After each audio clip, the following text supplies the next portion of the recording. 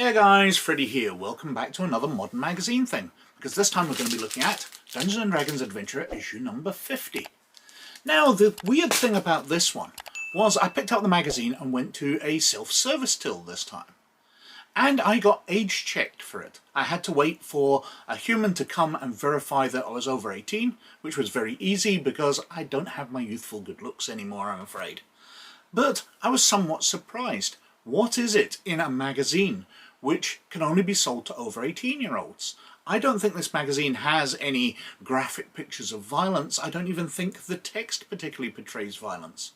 It's certainly not something which should be restricted in the same way that alcohol is, because that's usually what the 18 restriction means. So that very much surprised me. But we shall see if there's anything in there. So let's have a look through Dungeons & Dragons Adventure issue number 50. So, this is Dungeons & Dragons Adventure issue number 50. Now we'll chuck the bag out of the way. And there's not a lot in it this time. There's the magazine, and there's some of the flat vinyl miniatures, flat printed ones. Now, you just pop them out of the plastic, pop them into their base. And what are they this time? That looks like a Tabaxi monk, some kind of lizard man, maybe a slard, and dark elf ranger. It's very blue for any other kind of elf. Maybe a sea elf? I don't know. So we've got 3 of those, which don't really feature in the magazine at all. They've given us these, but none of them are in the adventure or anything. They are nothing to do with this issue. I'm very disappointed. If you're going to give us miniatures, you should give us more generic ones, you know, orcs, more than perhaps they gave those away with a previous issue, which I didn't get. But they're very specific, very pointless. I'm not a fan. Now we've got some assembly instructions on the back. But the magazine itself. So, again, with a dark cover. They do like these dark covers. I'm not a fan of them, but the artwork is very nice. It's not the blotchy watercolor that we had a few issues ago, which just looked horrible, but it's a darkish image. It's nothing special. New and exclusive adventure, Splash in Enchanted Springs, the Sorcerer Draconic Bloodline, Apex Predators, Hook Horrors, and Customize NPCs. Swap out species and spells, which we will come to in a second. So inside, we've got the contents telling us that the adventure is testing for a champion, and the usual information on there. And then we're straight into Sage Advice, Customizing NPCs. And at the base of this, I really like it. Make non-player characters your own by swapping out species and spells or adding magic items and quirks. So it talks about from sly bandits to haughty knights, British thugs to devout priests, humble commoners to spell-weaving archmages. There are numerous non-player characters that Dungeon Masters can use. So we've got the stat blocks for a standard one, and you would modify to make it your own. Nice idea. You know, give them a species, switch out their equipment, give them a personality, backstory or quirk, swap out their spells, give them magic items. All nice advice, except give them a species is really annoying, because none of the species they've gone through include what abilities they have. So if I take one of their NPCs, you know, let's go for my standard reference that I go to, an elf ranger, and I want to swap him into being a dragonborn, then he's just going to have the same stats exactly as the elf, because we haven't been given the abilities of a dragonborn anywhere. It's very disappointing. All the playable races, you know, the Aarakocra they gave us a couple of issues ago, bugbears, so many others. And they don't give you the abilities, so you can't use them. So while this is nice advice, the magazine itself makes it impossible to use. But anyway, we've then got injuries, more sage advice. Now, usually these tend to be out of the Dungeon Master's Guide. I don't have the 5th edition Dungeon Master's Guide, so I can't tell. But this is really nice, that if your character takes a critical hit, they drop to 0 hit points but isn't killed outright, or when they fail a death saving throw by 5 or more, they would pick up an injury. And we've got lingering injuries table. You know, they've lost an eye, an arm or a hand, a foot or a leg. They've got a limp, so their moves are decreased.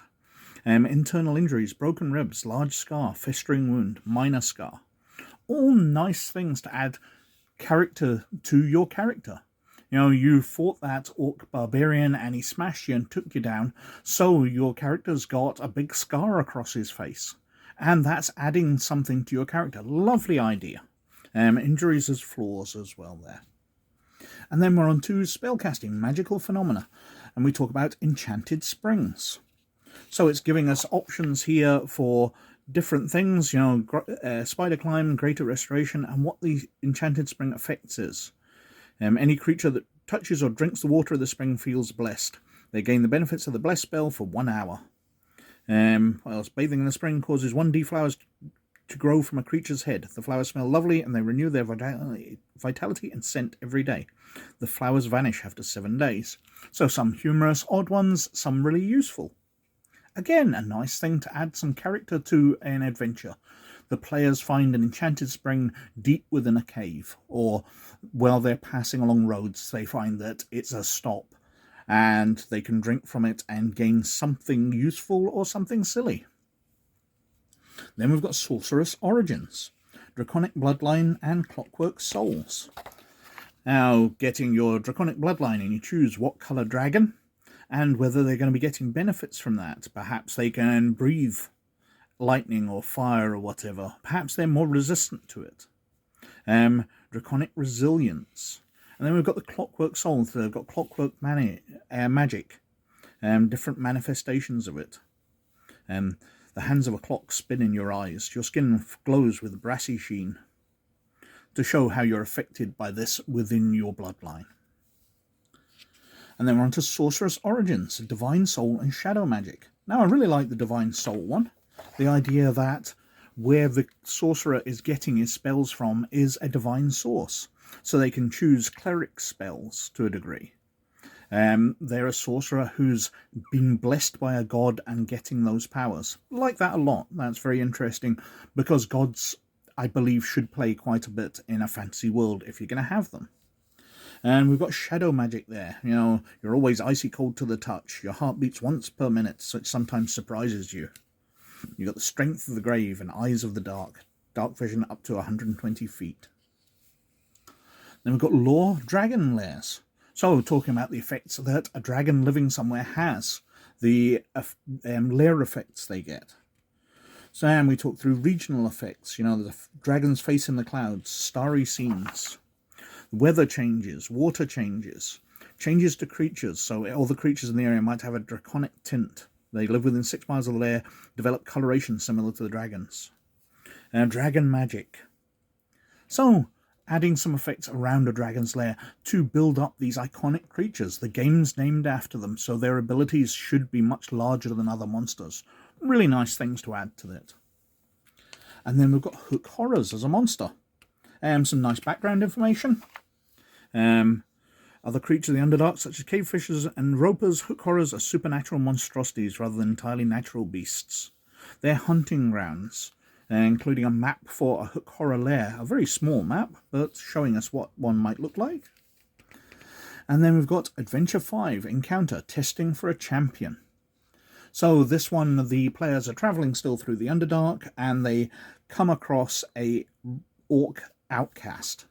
She used to be leader of her clan. She's been exiled, but she swore an oath to not shed the blood of the family of the new leader of the clan. So she cannot fight him herself. So she will choose out one of the players, test them, and ask them to be her champion. It seems like a very odd oath, where you can use somebody else to shed the blood.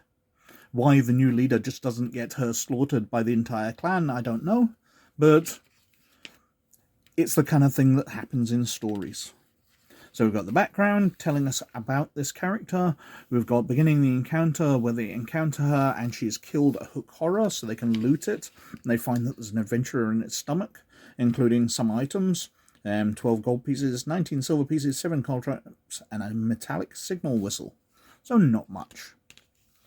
We've got bits for role-playing her. We've got the combat test she places. You can duel against her.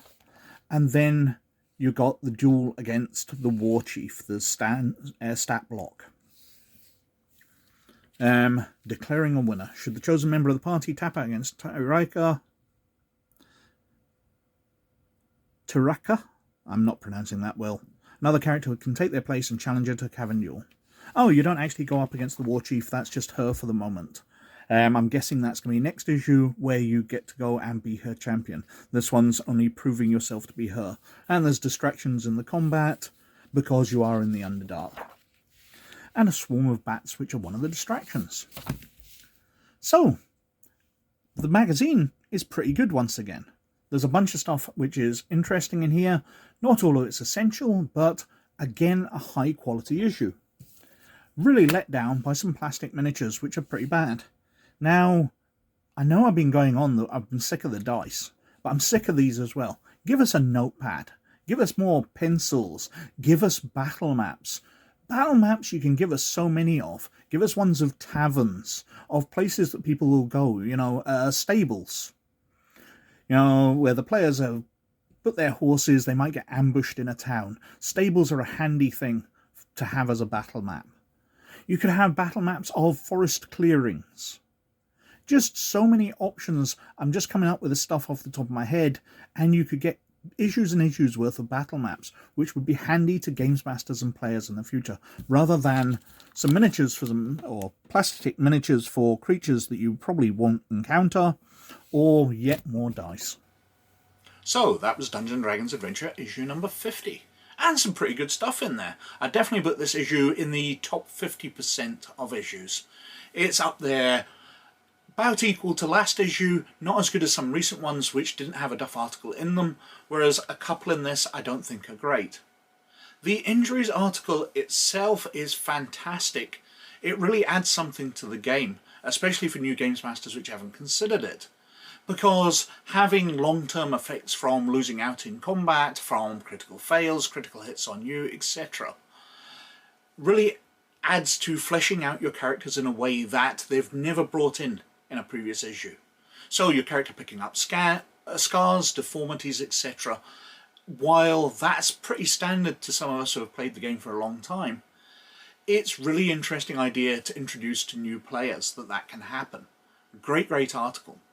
And the Customizing NPCs one would be absolutely brilliant if only the magazine supported it. The fact that all the species they've used in the past, they've brought us in, don't have the species abilities, so you can't customize characters the way they're suggesting.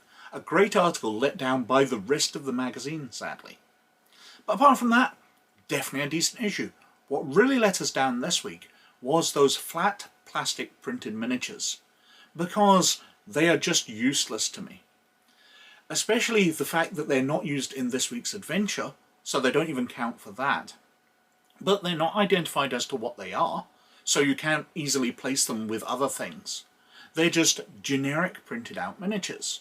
So they'll get tossed in my cupboard, they'll maybe get tossed in the bin, I'll never really look at them and never use them, so they were pointless.